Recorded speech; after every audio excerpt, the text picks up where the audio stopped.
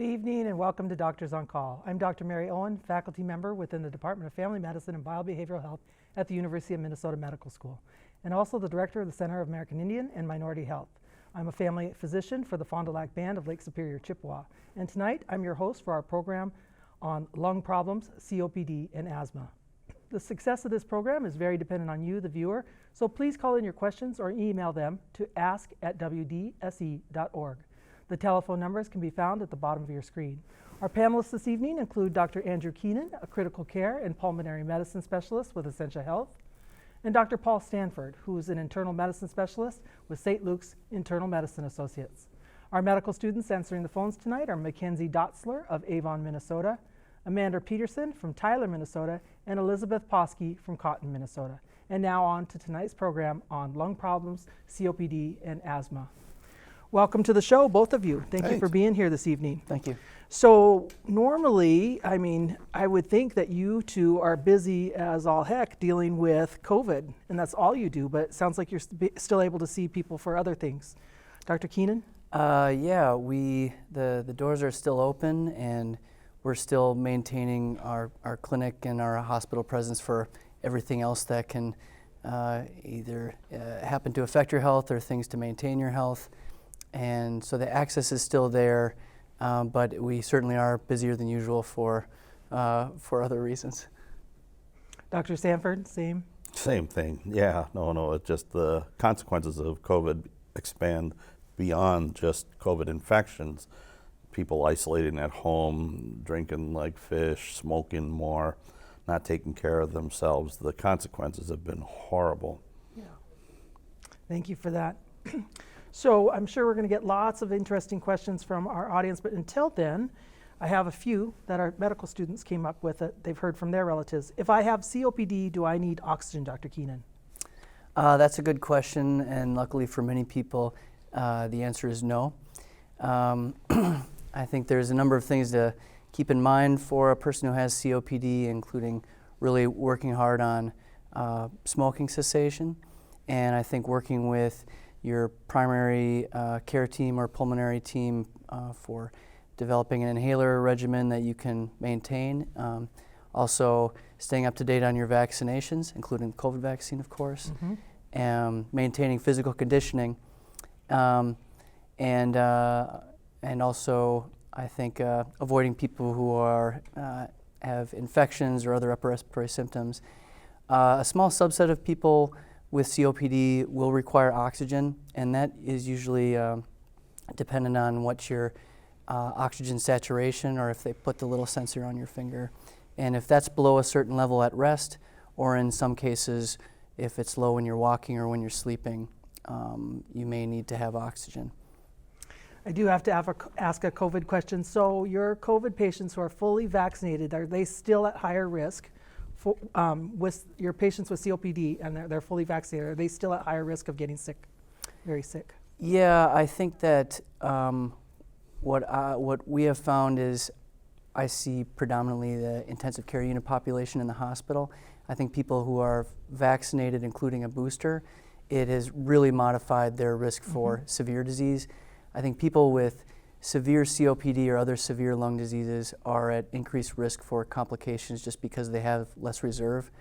On the other hand, people with asthma, actually, we haven't seen a risk of complications related to COVID. So interesting. So COPD patients still have to be even more careful even when they're fully vaccinated, but we haven't seen as much problems with asthma. Okay, good. All of them should still be fully vaccinated and boosted up, though. Yep. Thumbs up. Thanks. All right, this is an interesting one, Dr. Sanford. How does acid reflux affect my asthma or COPD? Oh, yeah. Well, acid reflux is where, especially when you're reclining, your stomach contents can come up your food pipe and then percolate in the back of your throat and sometimes irritate the air pipe. And the result can be irritation, inflammation, cough reflex that can extend far into the next day, not just at night. So good trick is if you have reflux, try to avoid eating or drinking anything, including water after supper. Elevate the head of your bed by about 8 inches of phone books, and just avoid caffeine and chocolate, because those can kind of make the food pipe relax too much and cause more acid reflux. Do you still have phone books? I was going to ask that. Oh, well, I'm old-fashioned. What can I say? Dr. Keenan, I was told that my allergies are making my asthma worse. How is that? Well, asthma and certain types of allergies travel together because they're impacted by the same aspects of your immune system. So this isn't kind of food allergies or gluten sensitivity or that kind of thing. These are more the environmental allergies or pets and things like that that can give you the itchy eyes, runny nose, and that kind of thing. Much like reflux that Dr. Sanford was talking about, allergies are or related allergic rhinitis and similar processes can impact our ability to control asthma. And so even if you're on a solid inhaler regimen, if your allergies remain uncontrolled, it can impact your asthma control. Speaking of immune, I've heard that asthma is related to other immune type conditions. Is that true? It's not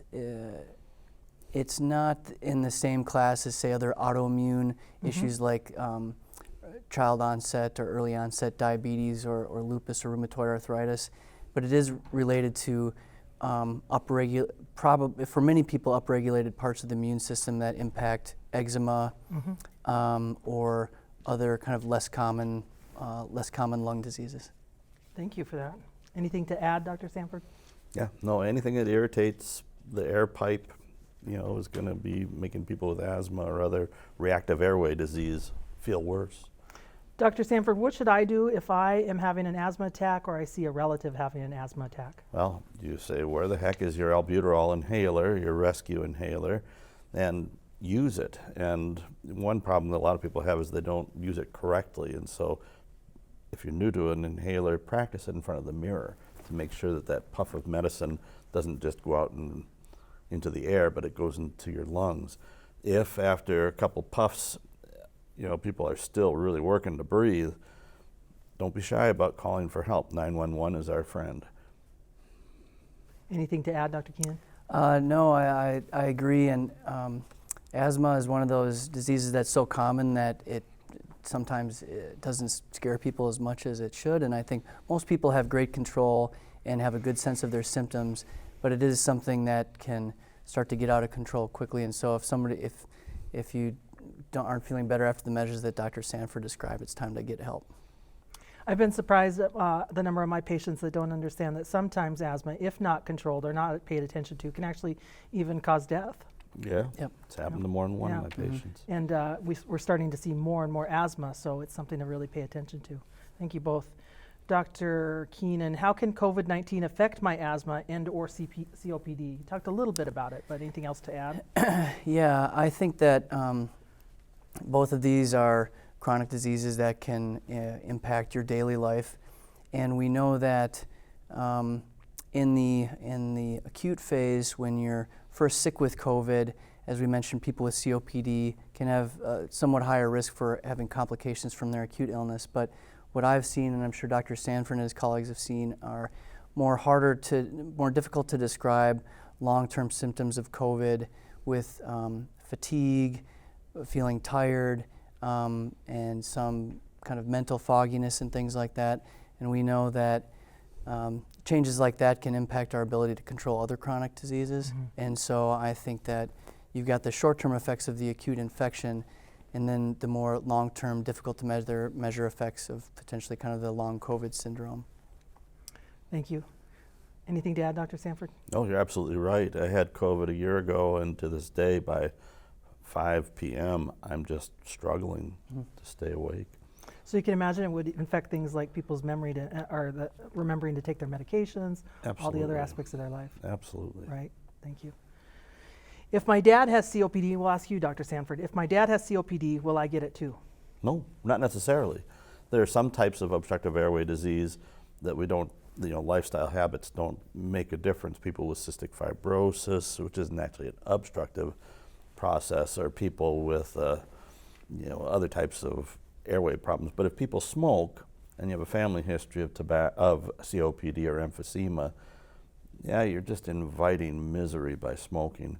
If it weren't for cigarettes, I'd be selling Studebakers. And phone books. And phone books, yes. And cheeseburgers. But yeah, I mean, if we could avoid tobacco, what would the impact be on your world? It would be, we would have a lot more clinic availability. I think it would, and I think we're thinking in the framework of lung problems, and so especially COPD and lung cancer risk would be far less risk, but also risk factor for other types of cancer, risk factors for cardiovascular disease, and also I think you'd have a lot of savings for other things rather than increasingly expensive cigarettes. Yeah, and a lot more time to do other things. Amen. If I quit smoking, speaking of which, if I do quit smoking if I quit it 20 years ago, can I still get COPD? So I think after late 20s, everybody gradually loses lung function, and people who are using tobacco lose lung function at a faster rate. Once you've quit smoking, your rate of loss kind of evens back out to your non-smoking peers. And so I think that if you had smoking for a significant period of time, you will always have probably a slightly higher risk for developing COPD. But the fact that we're talking about a difference in a time of 20 years ago, I think the risk is probably low, and you've accrued all those other benefits from not smoking. We know that in general, asthma rates are going up, or rates of people who have incidence of asthma is going up. How about COPD? That's a good question. I think that we're seeing the late end of the effect of smoking becoming more common in women. And so I think we'll probably continue to see COPD incidence increase. In the developing world, it's skyrocketing as access to cigarettes becomes more widespread. And so globally, it's marching right on. I think in the United States, it's still getting a little more common. That's a funny way to put it, access to cigarettes in other countries. Thank you for. Anyway, Dr. Sanford, what do I do if I think my COPD is getting worse? Well, then you got to talk with your doc about what we can do to try to regulate it. I mentioned the albuterol, but there are lots of other wonderful tools, long-acting beta agonists with a long-acting corticosteroid or disease-modifying agent. I mean, the spectrum is unbelievable. There's so many good options for trying to maintain good airway health. Anything to add, Dr. Keenan? I think just to dovetail with that, I'll sometimes be seeing somebody for an annual visit, which I'm sure you encounter a lot, and people have been feeling poorly for 6 or 8 months, but they were just waiting for their follow-up visit to discuss it. And so I think if you're feeling that your lung disease isn't under good control or your breathing's changing, it's important to touch base with your team and figure things out. It can be, my focus is on lung problems, but certainly many things can impact your breathing. We'll run into heart valve problems or cardiovascular disease that we pick up through kind of seeing them from a pulmonary perspective. Yeah, absolutely. Do you find any of your regular patients for COPD or asthma are not we've heard about patients being afraid to go in to see their primary. Do you find that any of the diseases worsened without you having, or people are in worse control than you would have expected because of being afraid to come in? I think especially early on,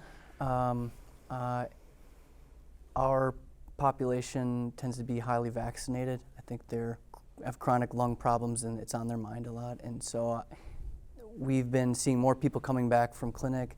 A lot of different healthcare systems have been pushing forward with virtual visits, which I think help with access. And there are many people that I have seen for the last year and a half just with virtual visits. And so it's helped, but there still is that avoidance in some folks. It was strange for us as physicians to get used to the virtual, wasn't it? Not being able to listen to the lungs, to hear the wheezing, to check on the status of our patients. Yeah, I don't like it. Yeah. And I'm old-fashioned. I want to be face-to-face with somebody, literally touch them, check pressures, listen to the lungs, check the lymph nodes, all of that face-to-face. Yeah, the benefit is, as you said, it increases the access, but there is that angst that we all have, not being able to actually eyeball our patients, so to speak. And I think the patients prefer the in-person interaction as well. Yeah, there's something about that that touch as well, I think that doctors can offer. It's the covenant of medicine. You know, so much of what we do isn't necessarily just the technical part, but like with some of my patients I've known for 30 years. I get invited to weddings, funerals, I get cookies. I don't get any cookies. But, Just cheeseburgers. yeah, oh, cheeseburgers too, yeah. But I mean, that's such an important part of what we do. Yeah. It's the empathy, it's the relationship. Right, conveying love. Yes, Conveying love to our patients, right. absolutely. Yeah. Even in critical care. Hey, yeah, yeah. Usually it's for the people we're caring for and their families. That's right, that's right. How do I know if my kid has asthma? That's a good question. I moved out of the pediatric realm a while ago, but Oh, sorry about that. no, that's fine. I think wheezing in children is very common, and I think that many kids can have episodic wheezing after upper respiratory infection, and I think that if you notice that you have a pattern of wheezing that is becoming more frequent, or it's not improving when the other symptoms improve, or certainly anything that's prompting visits to the ER or the hospital, it's time to talk to your family doc about or pediatrician about possibility of asthma. Thanks for that. Dr. Sanford, anything to add? Because I know, oh no, internal medicine. Yeah, I don't take Yeah. care of kids. Yeah, My sorry. youngest patient's 90, Yeah. but still, you know, anybody who's having He's any, noticed since he was 60. yeah, no, I'm kidding. But anybody who's having persistent problems with breathing, whistling as they exhale, having a more difficult time breathing air out than breathing air in. Obstructive airway disease means that you're trapping air in your lungs and it's harder to get it out, where other problems where you have more trouble breathing in may be related to the upper airway above the chest cavity. So anytime you have a change in your breathing, you know, you want to know. For kids, the changes in activity, what they're able to do compared to their peers Yeah. are not able to do, right? Right. Yep. All right, I'll ask you, Dr. Sanford, if you're diagnosed with mild emphysema, is there a chance to heal it on its own? It'll heal on its own. You can prevent it from getting worse, but you can't heal the damage that's been done. When we're, 18 years old and we have never smoked, we have millions of little air sacs that make the lung.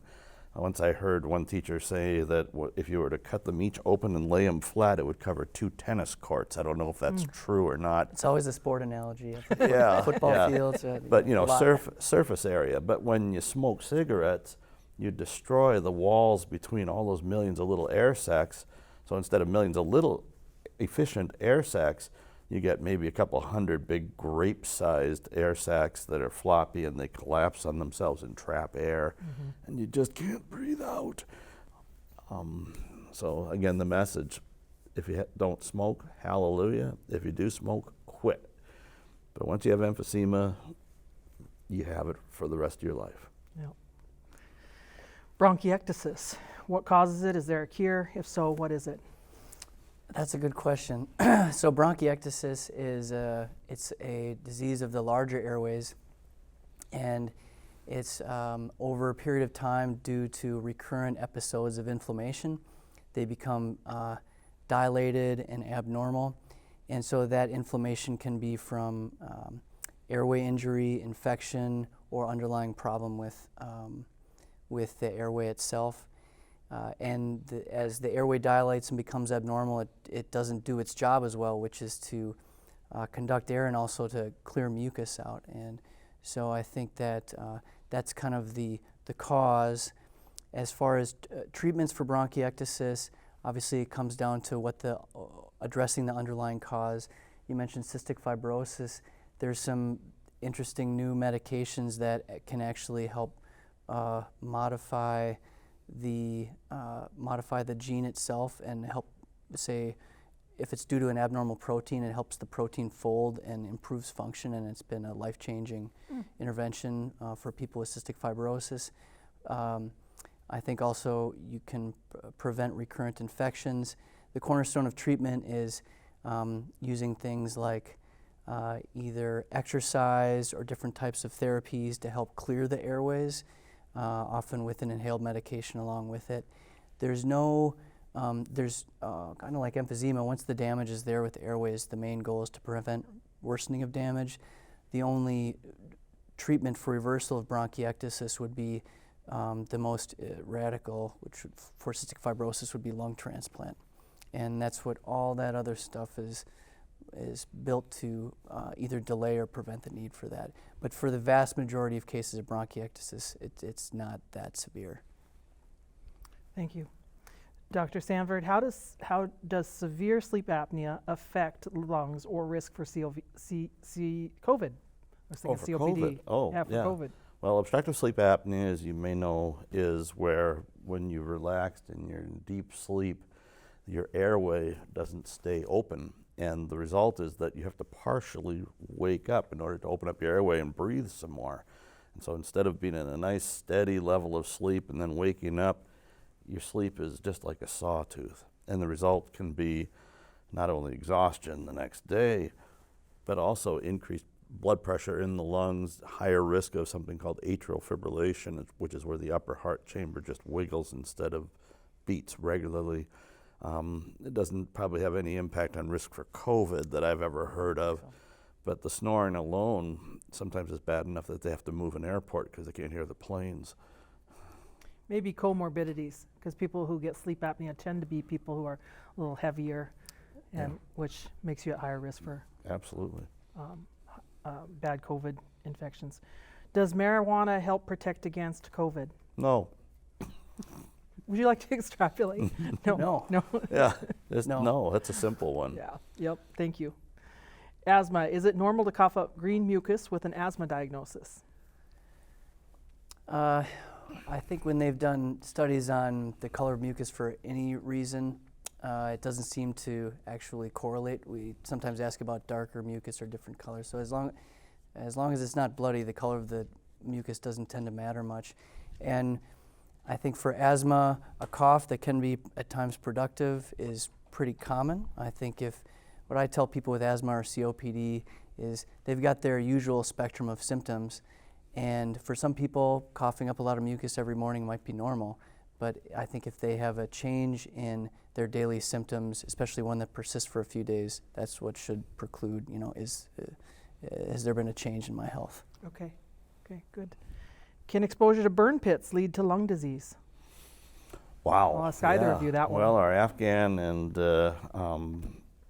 Iraq War veterans, burn pits have led to a lot of different weird stuff. Mm-hmm. Especially the neurotoxins, and I've seen some just horrible type of neurodegenerative diseases that we assume is from the burn pits because we can't find anything else that would cause it. As far as obstructive airway disease or pulmonary disease, I haven't heard. Yeah, it's an area of ongoing interest, and the VA has a registry for burn pit-related illnesses. When they've done studies in people with symptoms but normal breathing tests and normal imaging and on lung biopsy, they could see some changes. But whether, I think a lot of these people have been working in so many different settings, Right. kind of isolate. I think a lot of that, the public health part of that, isolating the exposure is really difficult. So I think that in people with intense exposure, it impacts their lungs in some way, but it's in a way that we can't measure. I have taken care of some people who I think had already had asthma that was exacerbated by that exposure, but yeah, area of ongoing research. And probably put them at higher risk for scarring or whatever else happened from the. Yeah, and that's where We don't know. really the type of chemical, which varies incredibly widely. Okay. Is there a role for stem cell treatments in treating or curing COPD? And I'll leave that open to either of you. Oof, I've not heard. So I thought I might run into this question, so I checked it out today. And I think if you get, if you read about any place offering stem cell treatment right now, they're just looking for, they're just going to accept your cash and there won't be any benefit. It is an area of study, but these are very, very early basic science level studies. Nothing's ready for the clinical world. It's very preliminary, and it's exciting, but I think we always are looking for hope, and so I get that question actually surprisingly often, and so nothing is live right now. So good questions, but we don't have the answers quite yet. So A little too good. Yep. Is a diagnostic lung CT needed if a previous scan showed nodules in the lobe of my lungs? Well, yeah, diagnostic, if you're a person with at least a 10-year history of tobacco, you want to get some type of a low radiation dose CT on a regular basis. If they've already found a mass, then doing a high resolution CT with contrast is important to see if it's growing, changing, is it possibly cancerous, or is it an old scar?